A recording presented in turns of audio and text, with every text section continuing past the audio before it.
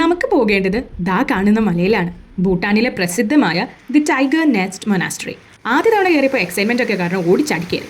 തിരിച്ചിറങ്ങിയപ്പോൾ full health condition മോശമായി. തല ഇറങ്ങുന്നു, ഛർദ്ദിക്കാൻ വരുന്നു. അവസാനം കൂടെയുള്ളവർ സഹായിക്കേണ്ടി വന്നു ഒരു ഡോളോ പോലും കഴിക്കാൻ. ബോധം വന്നപ്പോഴാണ് ഇതാണ് ഈ ഓൾട്ടിറ്റ്യൂഡ് സിക്നസ് എന്ന് പറയുന്നതെന്ന് മനസ്സിലായി.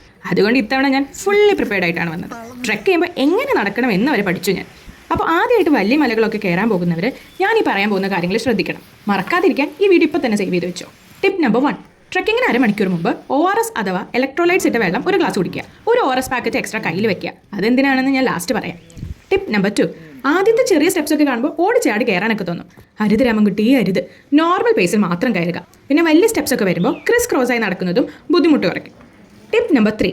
കൃത്യമായ ഇടവേളകളിൽ വെള്ളം കുടിക്കുക. ഓൾട്ടിറ്റ്യൂഡ് കൂടുന്തോറും ഡീഹൈഡ്രേഷൻ അടിക്കാനുള്ള നല്ല ചാൻസ് ഉണ്ട്. വെള്ളം കുടിച്ചില്ലെങ്കിൽ പിന്നെ അത് തലവേദനയായി മാറും. Tip number 4.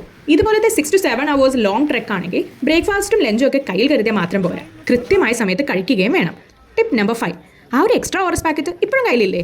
ഏറ്റവും ടോപ്പിലെത്തി ഭംഗിയൊക്കെ ആസ്വദിച്ചിട്ട് തിരിച്ചിറങ്ങുമ്പോൾ അതൊന്ന് വെള്ളത്തിലിട്ട് കുടിക്കുക.